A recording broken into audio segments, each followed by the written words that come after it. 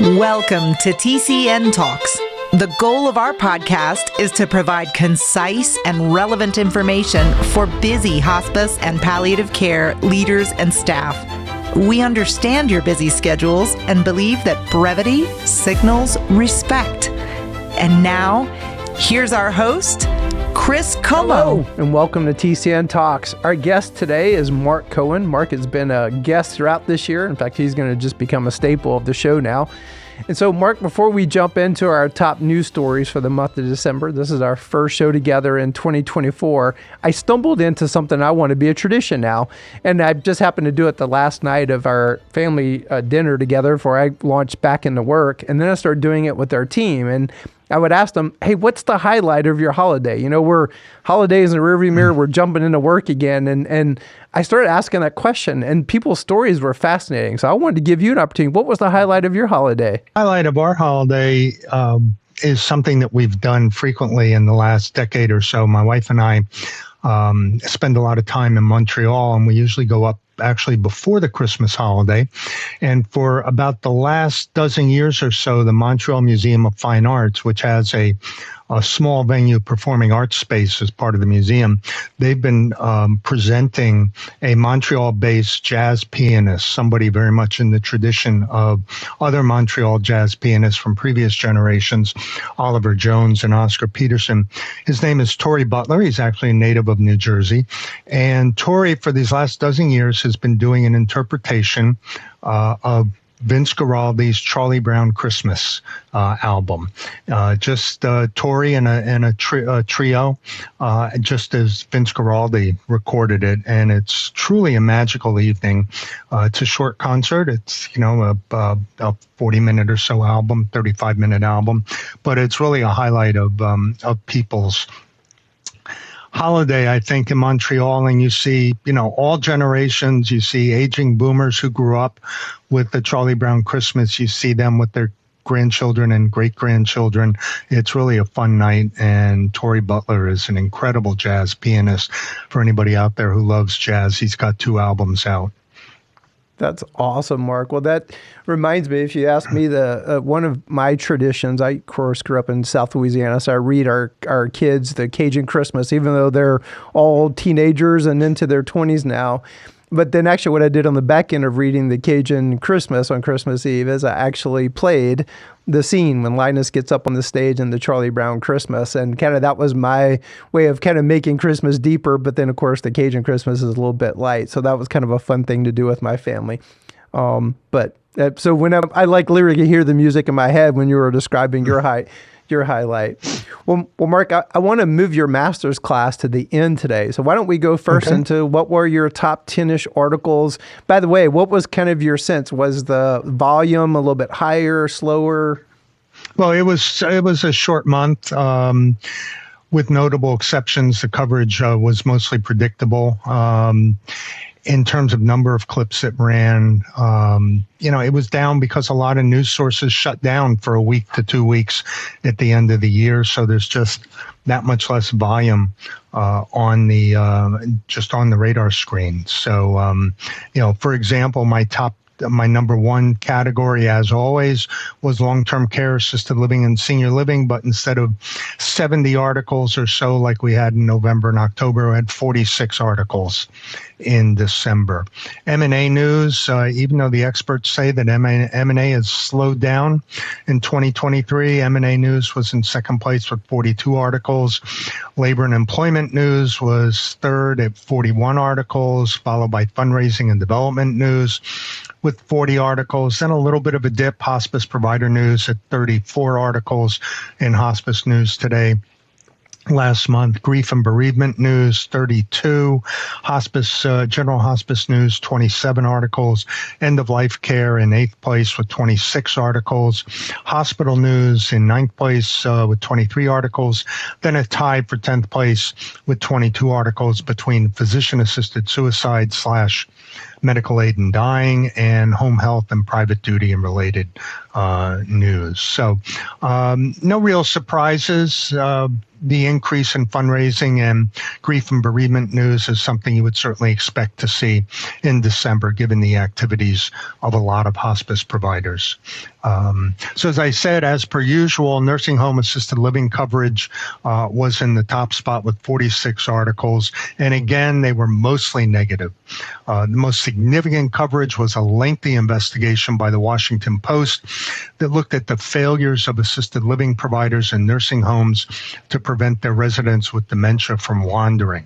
The Post conducted a deep data dive using police reports, incident reports, death certificates, and more, and concluded that hundreds of assisted living residents had died in recent years when they wandered from their home. And the Post had some really disturbing security cam footage that they put up online along with their editorial package. Just another massive black eye for assisted living and nursing homes. Despite the negative coverage like that, the nursing home industry continued its pushback against the administration's efforts to impose staffing and other tight standards on it. And we saw probably about a half a dozen articles about that in December, kind of a contraindication to the big story from the Post. As I said, merger and acquisition news saw 42 articles in December, almost surpassing skilled nursing and assisted living. Among the hospice M&A news, the big news in the hospice world was the announcement that Hope Hospice in the East Bay in Northern California was joining the previously announced hookup of By the Bay Health and Mission Hospice and Home Health, also in the San Francisco Bay Area. In the broader post-acute sector, the big news was Innovage's acquisition of the PACE programs of Concerto Care and National HME's acquisition of Hospice Source. And the month ended with the pretty big news that Brookdale, which, not that many years ago was going to make a huge splash in hospice and home care to keep to keep their residents within their family for all the post-acute care they needed. But Brookdale announced at the end of the month that they were going to sell the 20% share of their home health and hospice business that they kept when they sold the 80% to the hospital provider HCA. The buyer was not named in that Brookdale announcement. The price was approximately $27 million. Labor and employment news, no surprise, was right behind in third place, and news of union activity simply crushed all other labor news in December. There were home health and hospice nurses at Boston VNA settled on a new contract, while home health and hospice nurses at Berkshire VNA in Western Massachusetts voted to authorize a strike, as did home health and hospice nurses across the continent at Peace Health in Central Oregon. Other than that, the labor news in the hospital sector was more of the same. Nurses drawing a line in the sand, mostly on staffing and working conditions in contract talks, and strikes popping up with a regularity that we just have not seen in decades in the healthcare sector. Fundraising and development news, no surprise, was in fourth place in December with 40 articles in hospice news today. Given the upswing in year-end giving that we see this time of year, just not a surprise. We did see a couple of articles about the support that thrift store profits provide for the mission fulfillment activities of not-for-profit providers. That also could be expected because of the emphasis on holiday shopping, and a couple of hospice thrift stores were able to get stories in there that said hospice thrift stores are actually great places to do your holiday shopping. General hospice provider news was next with 34 articles. In fifth place, openings and closings again provided some of the most significant news for the hospice sector. A small hospital in rural Virginia shut down its home health and hospice operations. A rural hospital system in Minnesota temporarily shuttered its hospice cottage due to staffing, and a county government in eastern Iowa began publicly discussing whether to close its small hospice program because, at least in the words of one county commissioner, there were for-profit providers who offered the same service in the county, and that the county should not be competing with the private sector. On the opposite end of the spectrum, a hospital in Arkansas announced a new hospice program. A new hospice house opened in the Hudson Valley in New York, and a couple of refurbished inpatient units reopened in locations across the country, both at for-profit and not-for-profit providers. Grief and bereavement news was next, with 32 articles in December in Hospice News Today. The bulk of the articles obviously dealt with grief at the holidays. A fair number of those articles were columns authored by hospice experts or local television interviews with local hospice experts, grief and bereavement experts. There were also a large number of articles about tree lighting, luminary, and other winter memorial events held for communities served by their local hospices. General Hospice News was next with 27 articles. It was a light month for that type of coverage. The most talked about coverage was the ongoing progress of the merger between NHPCO and NAHC. NHPCO also released its annual facts and figures data report in December, which got a little bit of coverage, but anybody listening should know that facts and figures is an essential tool for anyone doing hospice sales, community outreach, hospice referral source education, and hospice media relations. It's just a tremendous tool that the NHPCO has been producing digitally for about 20 years now, and I can't remember how far back the print-only editions go. They certainly go back to the early 90s. Next category was end-of-life care and palliative care news with 26 articles. Again, light for the month. We continue to see coverage of palliative care research studies seeping into some general and trade media coverage, which is always nice to see. Death doulas scored another handful of articles in December, and the Center to Advance Palliative Care commemorated its 20th anniversary in December and got a little coverage for that as well. Of the 23 articles about hospitals that I ran in December in Hospice News Today, 15 of them were about operating losses, layoffs, lowered bond ratings, and similar bad news for the hospital sector. One not-for-profit hospital that was required to report its financials did announce an improved bottom line year over year. That was the exception. I'm sure leaders of the hospital sector are grateful for the bad news that skilled nursing, assisted living, and home health are generating regularly to take some of the heat off the hospital sector. Tied for 10th place with 22 articles last month were medical aid and dying and home health and private duty. As I mentioned, the focus on medical aid and dying coverage began its logical shift from emphasizing personal stories about people seeking medical aid and dying to more stories that are aimed at teeing up the issue for 2024 legislative sessions in a number of states that have been struggling with the issue in recent years. A state legislator introduced Indiana's first medical aid and dying legislation. The news coverage noted that legislation wasn't going anywhere in that state's Republican-dominated legislature, but the legislator positioned this as starting a lengthy dialogue in the state. And at month's end, the New York Times published a moving essay by, of all things, a Washington Post writer who was keeping a promise to his sister to chronicle her journey to a medical aid and dying death in New Jersey earlier in 2023. And finally, home health and private duty news. While the Washington Post focused on failings in assisted living and nursing homes in December, the New York Times looked at the high cost of home care in its own investigation, which was headlined "Desperate Families Search for Affordable Home Care." Not a great headline for the home health sector. Much of the rest of the coverage of home health care wasn't good either, but at least there were half as many articles generated by home health as skilled nursing and assisted living did. So at least in total, there was less negative coverage for the home health sector. Honorable mentions were not particularly noteworthy in December.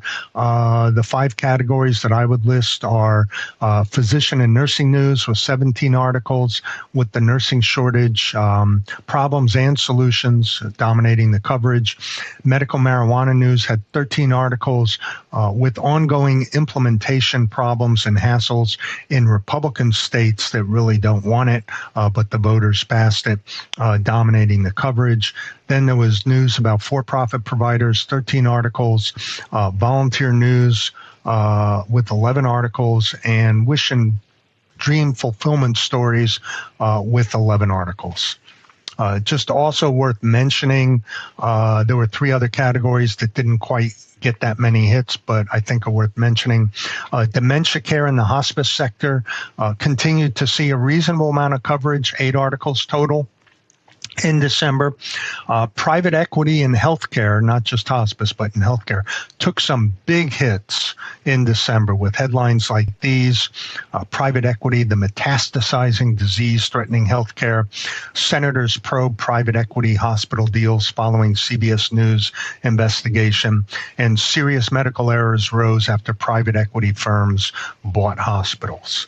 And to prove that the for-profit sector is not the only cause of the broader healthcare sector's public image problems, I'll conclude with this headline from the New York Times from the beginning of the month: "Why are nonprofit hospitals focused more on dollars than patients?" Yeah. So with the holidays, it wasn't exactly the happiest of times for healthcare coverage in December.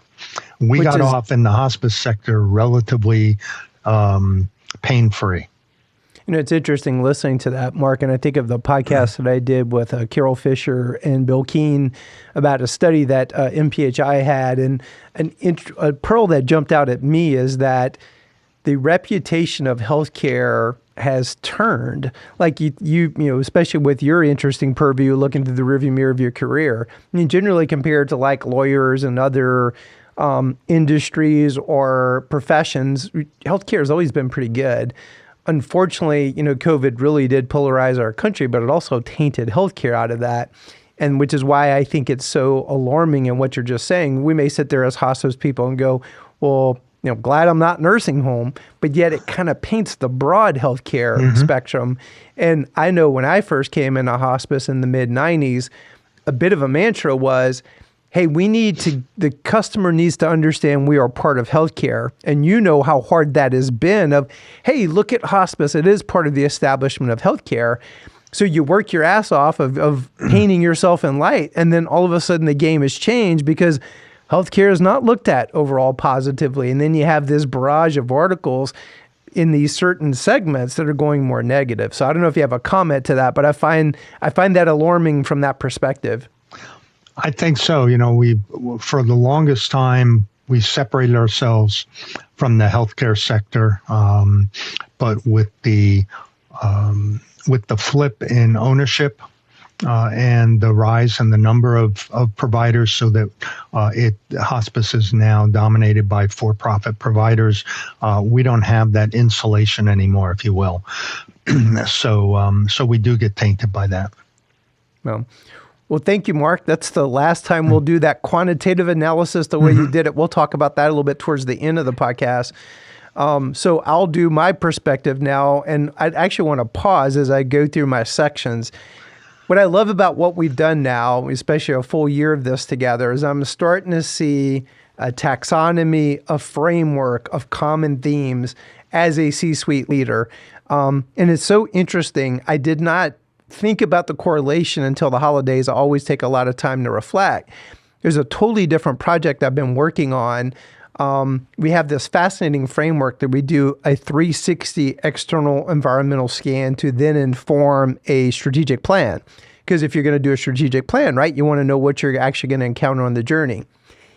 I see a corollary between what we've actually noticed in these categories that actually have emerged in these articles. And so I'm going to use the confluence of those two in my framework starting when we do the top news stories of January. So this is almost kind of like a bridge categorization, if you will. But the one I definitely want to keep going forward is I'll just call it the mission moment category. And Jimmy Carter has been such a blessing. And then just a heartbreaking aspect of his wife to come under hospice and pass away before he does. So several articles about Rosalynn Carter and especially her impact on caregivers and just giving kudos. Mark, can you speak to that at all? Because honestly, I did not know about a lot of her work related to caregivers and bringing just illumination to the burden and the journey and the hard work of caregivers. And so is there any wisdom or just perspective you have on that? Like, do you know where that came from or? Well, I think the germ of an idea about that goes back to her days as Jimmy's partner in Southwest Georgia and being in a small community, and her mother-in-law having been a traveling nurse and seeing people in their home and seeing families, struggling to take care of loved ones in a rural area that didn't have a lot of healthcare assets. And then when she was on the road campaigning, both in 75, 76, and then again in 1980, she met a lot of people. She was doing grassroots events, meeting people in small groups and hearing their stories. And she heard a lot of stories about caregivers, and her work with mental health in the White House had some impact on that. And, I think one of the most significant things about her work in caregiving is when she decided that she was going to do something about it, she actually domiciled her caregiving institute at what had been a small community college in Americus, Georgia, Georgia Southwestern College. They now go by Georgia Southwestern University. And the Caregiver Institute is really one of the flagship programs at Georgia Southwestern University. And that's thanks to Mrs. Carter. They've published a lot of reports, have a depth and breadth of information for people on their website. They've sponsored research. They've presented symposia, and has really, the Institute with Rosalynn as the flag bearer really elevated that issue for a lot of people. And that's great. It's a great legacy, and it's really nice to see with her passing that people have focused on that and have given it another boost. Yeah, thanks for that perspective. So, and I should have said before we jumped in, Mark, so I flagged 95 total articles. So this mission moment category was about 12, of which almost half of those were either about Jimmy, President Carter, or his wife, Rosalynn. So thanks for that perspective. Mm-hmm. So there's one I included that you're going to laugh about, and it actually ended up being a mistake because, it's amazing you've done what you've done with the hospice news today, but it was about the Reuters hospice care does not hasten death. I believe that was the right one, right? Mm-hmm. And that article got passed around. I saw these emails going back and forth, and I didn't pay attention to the date either. And so you want to tell the quick funny on that, how that article got included? Yeah, it showed up. I don't know why, but it showed up in a bunch of Google alerts and other alerts, and it was one of those days where I was just swamped, and it had a contemporary date on it, but when you click through to the article, it actually had like the 2003 date on it. And I had a couple of people the next morning after I published it say, is there something new here? Because when I click on this, it takes me to the old study. No, that was my error. And I owned up to it with an apology in the next day's newsletter. But, it's interesting. Reuters has periodically been every couple of weeks I see an old article that's 10, 20 years old that somehow pops up in Google alerts. I'm not quite sure why or how, but I just missed that one. Well, I wanted you to affirm you, though, actually, because there was some great discussion. Hospice care does not hasten death. And then using the article in a positive way. So, Mark, even when you would very rarely make any mistake, I wanted to let you know, I saw it getting passed and forth between some leaders in a very good way, and got in the hand of some hospice community education people. So something cool came out of that. Of course, there was a Time article as well about the language of hospice can help us get better at discussing death. So I included that under a mission moment. There was an NPR news story about what is hospice care, 6 myths about this end-of-life option. And of course, Anderson Cooper, as he's gone on his own grief journey, has really started to, use his own personal experience to bring to light grief. As Americans, we just suck. It's not in our culture like it is in many other longstanding cultures. Americans are more about pull yourself up by the bootstraps. And so kudos on Anderson Cooper. So they had some great articles about that. There's a Newsweek article about caregivers are invisible and they shouldn't be. A USA Today, tears streaming down my face. The new Chevy commercial hits home with Americans. You and I talked about that last month. And so just that amazing, if you've not seen that commercial, go in any social media platform, and the Chevy commercial about the Alzheimer's patient it was a tearjerker, absolute tearjerker. And what a great way to start the holidays. Make sure you catch the 5-minute version, not the 30-second or 60-second version that's running on commercial TV right now. The original commercial was 5 minutes and like 20 seconds. The shorter version is still great. It's still moving. It's not the complete story. It's just, if you really want to get the tearjerker moment, you have to watch the 5-minute, 20-second version. Gotcha. Okay, well, good. I'm glad. I had not seen that shorter version, so it makes me wonder if it'll be one of the Super Bowl commercials coming up in February, because it's just gotten so much good feedback. So that was my mission moment category, Mark. So my next category, which is just going to be a staple, or as long as we do the show together, which is just the staffing or workforce challenges. And I've started to substratify those into 3 subcategories. One is articles that basically paint the picture of the issue. The second is, what are the implications of the issue? And then the third category, which I love, is, and here are solutions to the challenge.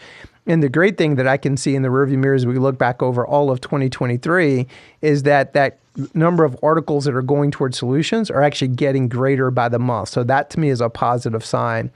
So on the challenging ones, Connecticut's nursing shortage is all about pay rates.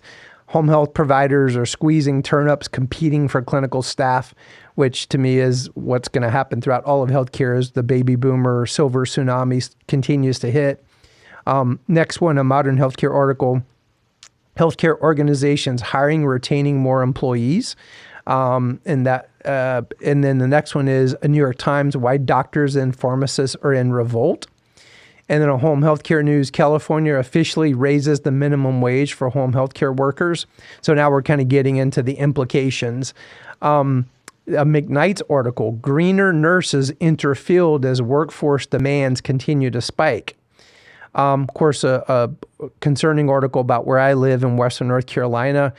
Plain old greed was the title. HCA nurses rallied to denounce understaffing and unsafe conditions at HCA Hospital in Asheville, North Carolina. Providence St. Vincent doctors vote to unionize. Hospitals vow good faith bargaining.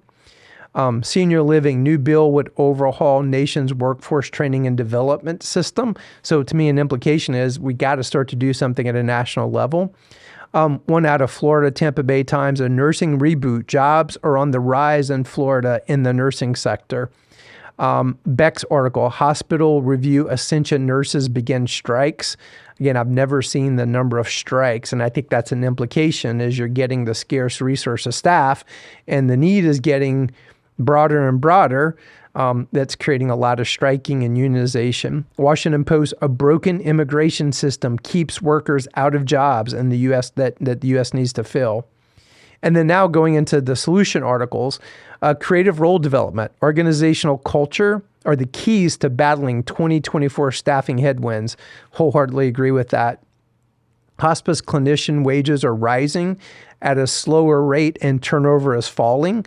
And I think that's maybe a sign that people are realizing hospice is a great place in healthcare and it is certainly challenging, but the headwinds in being in nursing homes and hospitals are almost untenable in some cases. And people are realizing, I think, that hospice is a great career choice in healthcare. Thank you to our TCN Talks sponsor, Delta Care RX. Delta Care RX is also the title sponsor for our May and November 2023 Leadership Immersion courses. Delta Care RX is primarily known as a national hospice, PBM, and prescription mail order company. Delta Care RX is a premier vendor of TCN and provides not only pharmaceutical care, but also niche software innovations that save their customers time, stress, and money. Thank you, Delta Care RX, for all the great work you do in end-of-life and serious illness care. they want to work, and they're potential untapped. Hopefully, Mark, they're going to be like you and not go, you know what, I just want to go spend my life on the golf course. You have so much wisdom to add. And so we're keeping you engaged, and there are going to be a lot of other baby boomers that hopefully we figure out how to keep them engaged. McKnight, salary increases, bonuses help to address the nursing shortage challenges. Another McKnight's, nursing home, palliative care, hospice care provides CNAs new opportunities. Modern healthcare, what healthcare systems did this year to recruit and retain workers? There's some great pearls in that modern healthcare article. Another modern healthcare, nurses are seeking work in the U.S. on the rise despite the visa pause. And then the last one in this category, Summit County Nursing Homes testing robots. Yes, I said testing robots to address staff shortages. I predict that you're going to see more and more of that. When you can't produce enough bodies and there's an overwhelming need, how do you maintain that high touch and still integrate technology? Now, my next category, Mark, you called out, and I break it separately, but it is absolutely related to the workforce shortage. But the whole nursing home, there's 7 articles, but the gist of is the fact that the mandate of staffing for nursing homes, the industry is not compliant with it. And then there was an article about Senator Fetterman, I believe, and others are kind of getting behind that they just need to do away with it. And the reason why I wanted to call it out, there's nothing easy in Washington, D.C. There's nothing easy for these people that are so polarized to agree on anything. Okay, so you get them to agree on a staffing mandate. Well, damn it, we did something. We have mandated staffing. Okay, are you going to mandate that people have more babies that go into healthcare and you give them scholarships? Because just mandating it doesn't fix the demographic challenge of this overwhelming need, and there's just not enough people to go around. And then the high points of the volume are still in our future. And so that's just one reason why I want to call that out, because I think that, and there are some smart voices. Dr. Bayak has a great podcast. He and I come out after yours and mine, Mark, and he talks about staffing ratios. And so and he's more talking about more being self-imposed as a way to differentiate maybe good quality providers versus that aren't.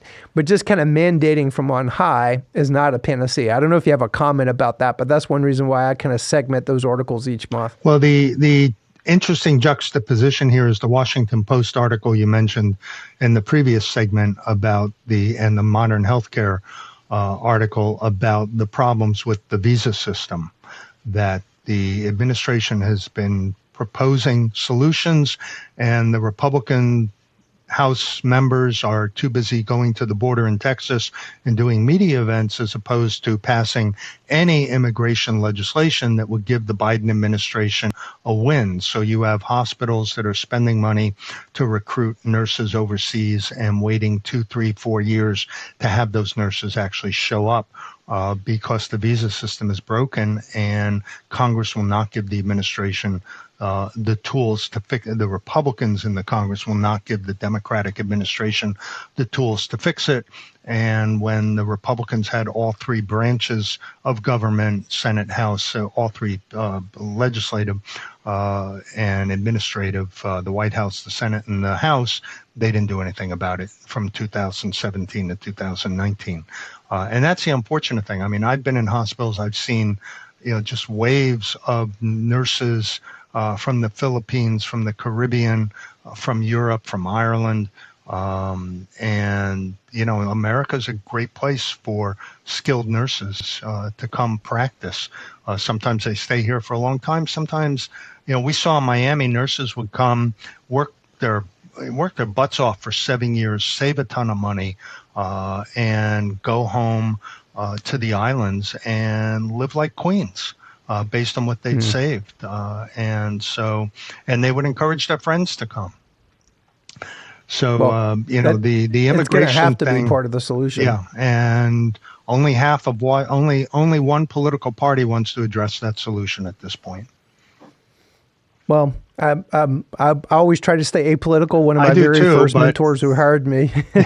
And so the end of the day is, I know in an organization, and when people take sides on an issue or play games, that's not how you fix an issue. And so I think that quite often, end-of-life care, we should be something that brings people together. And this is an issue to say, put your partisan things aside.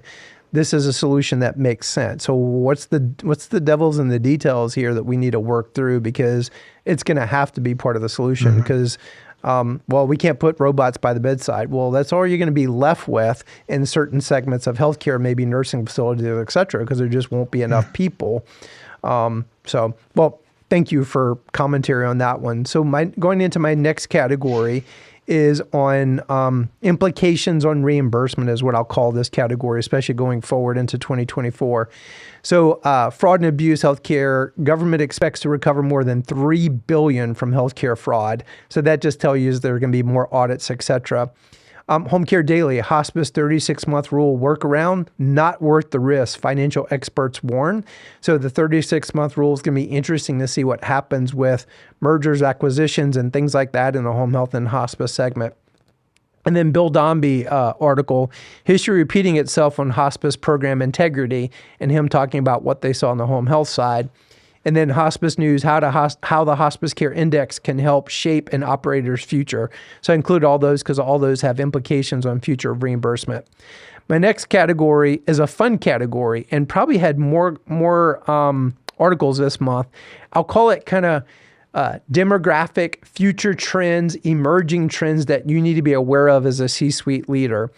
So caregiving, next avenue, lessons in caregiving. So we know caregiving is going to be huge as the silver tsunami of baby boomers.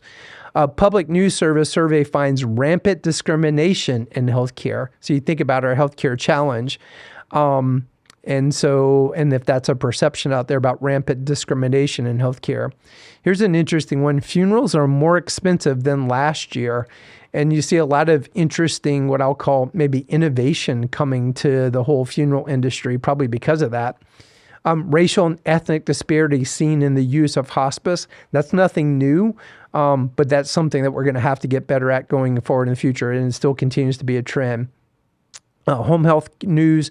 Analysis shows how unaffordable home care is becoming for American seniors.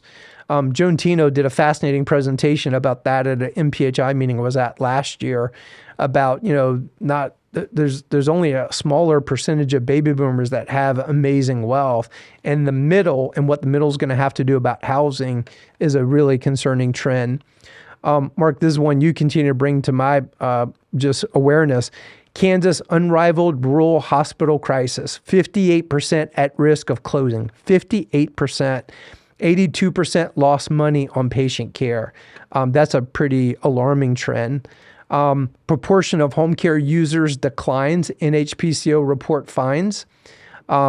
Study uncovers racial inequalities in hospice utilization and length of stay. Models can predict when older adults with dementia may need nursing homes. There's just a lot of these that I just found interesting trends this month. Caregivers are more financially burdened, less prepared for large emergency expenses. This is maybe more of a positive trend, but how broadband expansion is bolstering rural healthcare. That's going to be critical if we could get some grant funding and things like that, because there are not going to be enough people, and even more exacerbated in rural areas. So technology is going to be a way maybe you could take an amazing expert in a more metropolitan area and be able to technologically telehealth, bring them into a rural community. Hospitals are mulling clinically integrated networks. In fact, we're going to do a whole show on that in 2024 about clinically integrated networks and what that is. But rural hospitals are banding together in clinically integrated networks. Affordable home care. People are dying broke. Desperate families search for affordable home care because dying broke. Heed History's warning on aid in dying. That was a Star Tribune article. Washington Post investigation on elopements puts memory care in the spotlight. That's the one that you pointed out, Mark. This one to me is alarming because there's just so many bad articles of challenges right now in nursing home. But basically, a nursing home in St. Louis closes suddenly, forcing out 170 residents with really no pre-notice. So that to me is an alarming trend. America long-term financing system is broke. And this was a Hill article about a fix needed now. A Wall Street Journal article, good news on life expectancy. It's still going up. And then maybe kind of on the backside of that is they had several articles about how overall life expectancy went down because of COVID. But then once they kind of parse out the actual detail, you almost have to extrapolate out the COVID deaths and, where will that end up kind of going forward. So let's see. I don't think there's so many others, but they're more kind of along these trends. So my next category, Mark, is innovation category. Those are fun. There were less articles this month in that category, but Chatty Robot helped seniors fight loneliness through artificial intelligence companionship.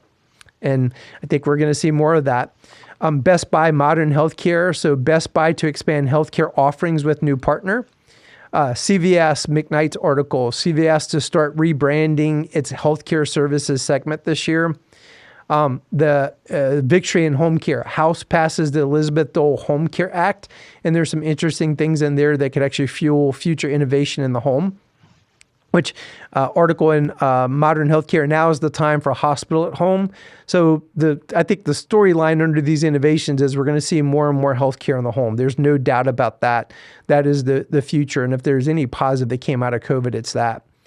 Next category is Medicare Advantage. There's a little bit less articles this month about them. Most of them actually not good. Shifting focus to Medicare Advantage will alter life as we know it. That was a McKnight's article. Wall Street Journal, the Medicare gold rush is slowing down. An interesting article about the Oklahomian. Here's why you can't die peacefully in Oklahoma. And it was kind of talking about maybe the not so positive impacts as you see more and more Medicare Advantage as a larger percentage of Medicare offerings. Medicare Advantage plans, this was a Modern Healthcare article. Medicare Advantage plans are crippling rural hospitals. And then an article about United Healthcare in Modern Healthcare. United Healthcare hit with a Medicare Advantage marketing complaint. So that was my M&A articles. And then my next category is mergers and acquisition. I'll call out just a few of these. Changing consolidation rules could affect hospice mega deals. So that was about the 36-month new rule. Hospital merger activity is probably going to increase in 2024. That was a Modern Healthcare article. General Healthcare, FTC, Department of Justice finalized merger guidelines that could impede healthcare M&A. So kind of two sides of the coin here. There is a most impactful deals of 2023, and then some of these you called out, Mark, the ones in California, By the Bay Health, Mission Health, and hope to complete a triple merger in California. And then why hospice M&A could rebound in 2024. And then Hospital Jefferson and Lehigh Valley Healthcare to merge in 2024. And then just one that I think you and I are going to kind of watch. Let's see, the title is Walmart reportedly interested in reviving Humana deal talks. Could you imagine Humana and Walmart coming together? Yeah, I have a feeling we're going to talk about that next year. And I kind of put this under merger and acquisition, but NHPCO and NOC have announced their transition board of directors as they become one national association. And I think that's kind of all I'm going to call out on that one, Mark. And then the last category, I'm going to do this next year. Like I'll call it my general category, but categories are things that I want to kind of call out. So it's almost like a catch-all, if it will. But the first is just the continual alarming issues with pharmacies. You and I actually talked about this, I think about 60 days ago. I think it was October News Stories of the Month. But several articles. CVS pharmacies accused of staffing-related problems. United Healthcare and Optum are sued by independent pharmacy over unconscionable fees. New York Times, America is having yet another drug shortage. Here's why it keeps happening. Pharmacy Culpeper Store, it's in the Culpeper Store, sorry. It will put us out of business. Pharmacist fights corporate fees. So just a lot of articles. And I think that in some respects, pharmacies are kind of the canary in the coal mine. There's multiple factors. You and I talked about that again, Mark, about 60 days ago. These fees that the PBMs, I forget what the acronym is. Maybe it's DINR fees. But I think it was a 40,000% increase that these local pharmacies are dealing with via these PBMs, and it's just squeezing them out of business.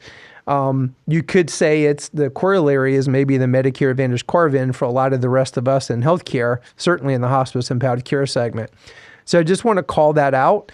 I find that pretty alarming. Maybe we'll do a show just on that because each month I'm seeing a a volume of those type of articles. Interestingly, our local TV station, Western North Carolina, there's a local pharmacy that literally just from one night, local pharmacy put signs up, we're being bought out by Walgreens, and the community just going, this is horrible. And the pharmacist is like, I've got no other option. And then this next category is, the top 10 home healthcare news stories of 2023. And they were all basically about like mergers, acquisitions. It just tells you because home health is further down what I would call the maturity cycle. And you could almost say what's happening to them is like the future of hospice. And so that's why I called that one out. A modern healthcare article, why healthcare systems are dropping their IT tech teams. And they're not only outsourcing them, they are offshoring them. So these tech teams are being in offshore places like India, et cetera. So a really fascinating article. New York Times article, why are nonprofit hospitals focused more on the dollars than the patients? And Mark, you called that one out. That was a really interesting article. I don't know if you want to make additional comments on that one, but there's just a lot of pearls to me and why I wanted to call that one out. Yeah, Senator Charles Grassley, when he was the ranking minority member of the Senate Finance Committee under Chairman Max Baucus of Montana in around 2005-ish, he started to look at this issue of whether the largest not-for-profit hospitals are good guys or bad guys. And he initially went after the top 20. And this issue's been percolating for almost 20 years now. And a lot of people in the post-acute sector think, well, that's hospitals. It'll never filter down to the hospice sector. And I'm not quite so sure about that. I mean, we've seen some tax issues, some local property tax issues where it has filtered down. So it's always worth keeping an eye on. And that New York Times story was not good news for the not-for-profit healthcare sector anywhere. Yep. Thank you, Mark. Well, and the last one that I just wanted to call out, my dear friend Carol Fisher, who's president of MPHI. And so there's a great article. The title was Trauma Informed Hospice News Awareness, Education Keys to Trauma-Informed Hospice Care. Carol had one of the top-rated podcasts in the United States and the UK called The Girlfriends that really brought to light domestic abuse. And as Carol and it's almost been like almost an accident of, Carol being part of this. I won't ruin it or be a spoiler. If you have not heard The Girlfriends, go to that podcast. Fascinating story about something that happened in Carol's personal life. But from that is brought this great awareness about domestic abuse. And of course, Carol having this amazing background in hospice and palliative care, effectively this article is kind of pairing the two. And here's kind of the premise. A lot of our staff, because there are a lot of females, may be dealing with some level of domestic abuse. And are we aware of that and what type of trauma that brings into the workplace? But also the patients that we're actually caring for, many of them have had some level of trauma in their life. And so I think it's bringing a really interesting awareness. And I think of my podcast with Quint Studer this past year, and Quint said, look, mental and emotional health tools in your toolbox are no longer soft skills. They're essential skills for leaders.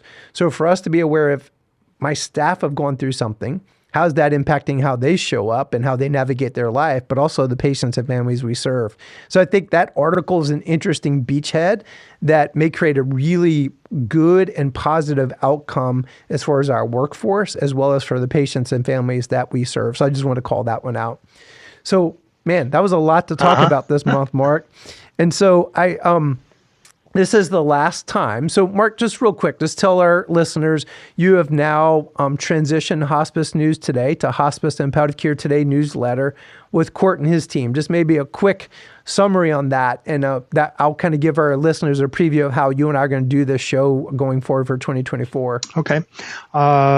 I've been publishing Hospice News Today in its original form going back to October of 2012. And I just reached a point where the 4 a.m. wake-ups were just a bit too much. So I told my readers a year ago, actually, that I would be ceasing publication on December 31. And a couple of hospice entrepreneurs, Court Kastner from Hospice Analytics and Joy Berger, who had a long career at Hospice, but most recently is known for her grief and bereavement work at a company she founded called Composing Life.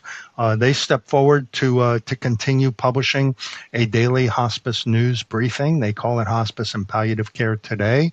They're using a slightly different model than I did. I was a subscription model. They're using an advertising model with free subscription, so anybody can go to their website and sign up and receive the 6 a.m. email every day. And they're off to a great start. They started January 1. They're learning as they go along, and it's a fun journey to watch.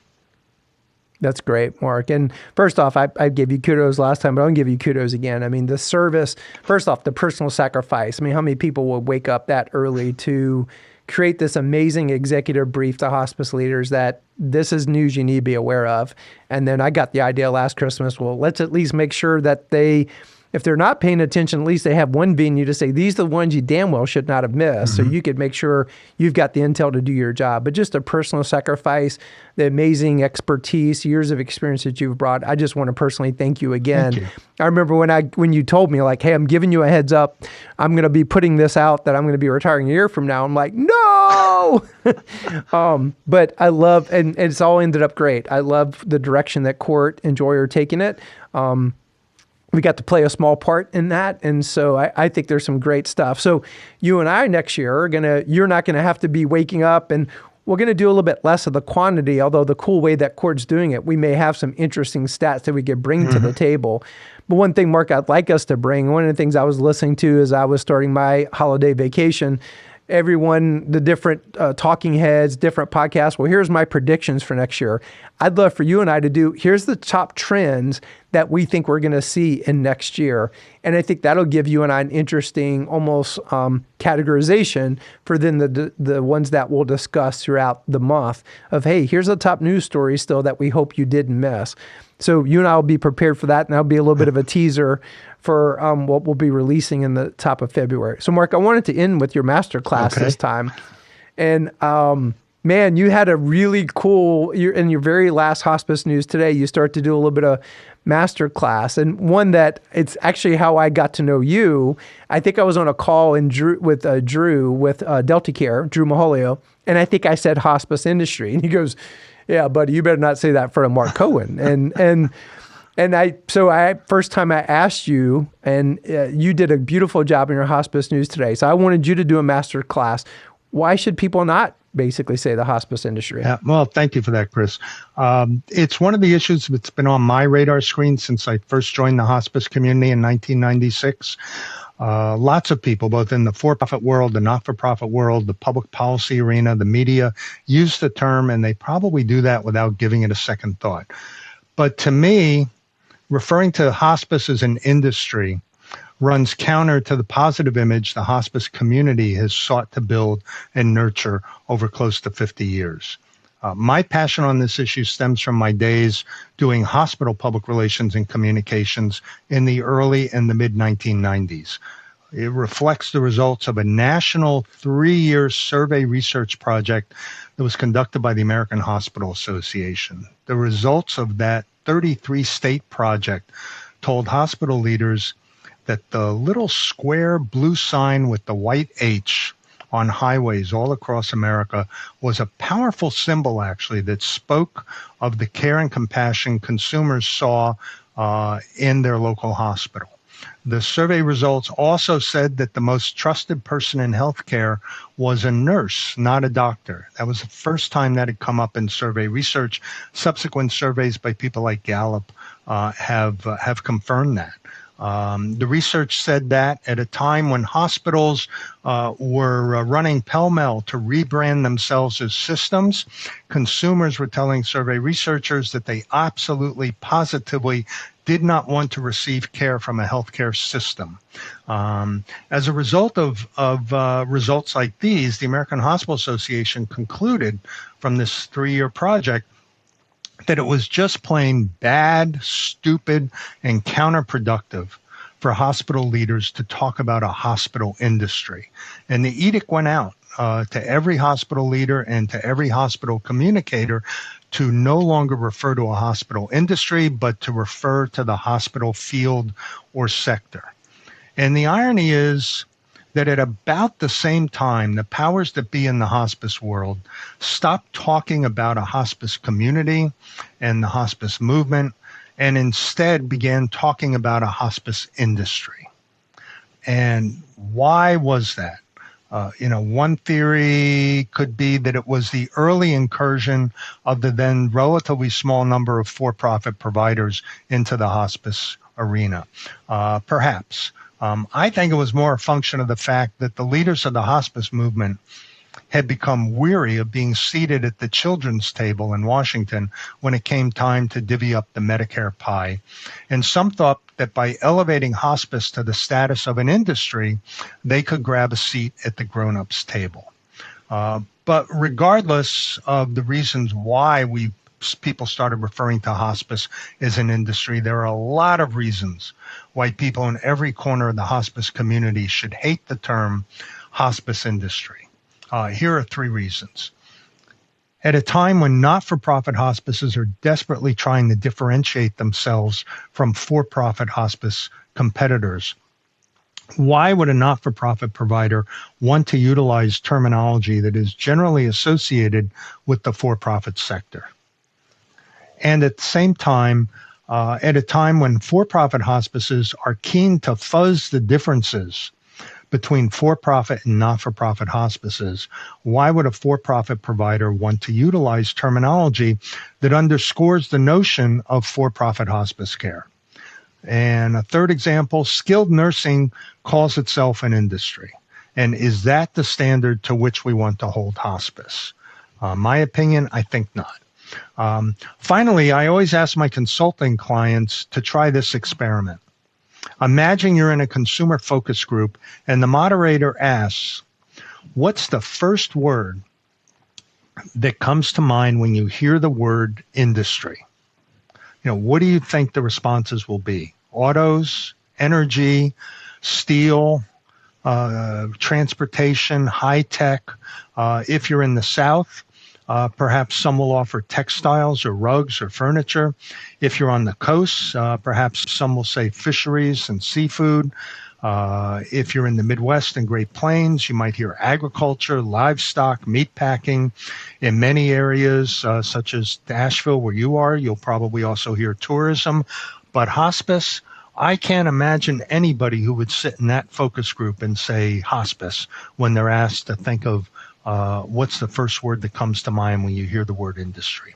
We started out as a hospice movement, and we evolved to become a hospice community. When speaking of the business side, we can call ourselves the hospice sector or the hospice field. Hard stop, at least for me. And that's exactly what I counsel my communications clients. We are not and never should be a hospice industry. Well, and upon reflection, even, turning the mirror on myself, my mentor, Dr. Lee Thayer, Mark, you've heard me talk about him. He was huge on lexicon. Like we create our existence in the words that we use. I'll just say I was intellectually lazy. Like, but what word do I grasp to kind of paint the picture of all of us doing this work? And I want to applaud you because at first I was kind of like, what the hell's this deal? Why is he? But once I understood I'm like, you know what? That's so right. Because this came about much different than other things. It was a movement. It was a societal social movement, Kubler-Ross and others. And to call it an industry is almost an insult, especially those of us that spend so much of our lives in it. When you hear the word industry, you think of producing something, manufacturing something. Yes. The only thing hospice manufactures are audits. Fraud and abuse audits. Or yes, I agree with you. We create amazing life stories, amazing opportunities for families to heal, amazing outcomes in the last days and months of life. And when you use that word industry, it's like one of these is not like the other. Mm-hmm. And I personally, as you poked on me, I love the term field and segment. I think I've leaned more on segment, but as I've heard you do your master class, I'm leaning more towards field. I actually, especially after spending time with Dr. Bayak, who his podcast will come out the next one. But I mean, either one. And I've also tried to lean not so much on, well, we're a nonprofit provider. No, we're a community-owned, mission-focused organization. Because tax status doesn't mean a whole bunch to the people that you're trying to tell that story to. Absolutely. So kudos, Mark. Once again, sometimes well, is he just being cantankerous? No, actually, there's a lot of wisdom behind why he's poking on that. So I appreciate, I've hung with you long enough to go, there's a method to his madness here in a very good way. Well, thanks, Mark. Thank you, Chris. This was fun. I'm looking forward to our pivot in a good way. Yep. And now that you're so well rested, although I messaged Mark and said, so did you sleep till 12 o'clock the first day after? He goes, no, I was up at 6 o'clock working out. I think that says a lot about you. So Mark actually picked this one. I thought it's perfect, especially on the end of this masterclass. It's from Sister Irene Krause, who is the CEO of the Daughters of Charity Health System in St. Louis, Missouri. No margin, no mission means that even the most dedicated, mission-driven nonprofit healthcare provider must act like a for-profit business and earn an excess of revenue over expenses year over year, or else it will go out of business and lose forever its ability to meet its mission and serve its community. Thanks for listening to TCN Talks.